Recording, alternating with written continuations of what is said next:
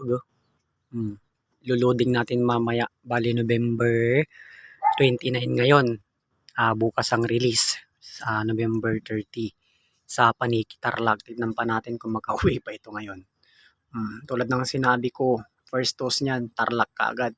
Dito lang yan lumilipad sa Gasang. Pag nakauwi ito sa second training nila, yan o, ala sing-sing yan, walang sing-sing yan. Bagong laruan ko lang yan. Ayan, si Mutog oh.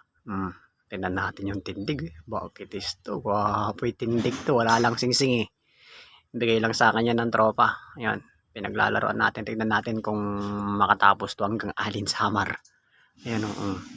Ito ang kasabay niya, si Utoy. Pero si Utoy sa first lap na natin yan ilalagay. Yan. Luluload natin mamayang gabi. Kay Sir sa may poultry supply ng basta sa may Mangaldan, nakalimutan ko na.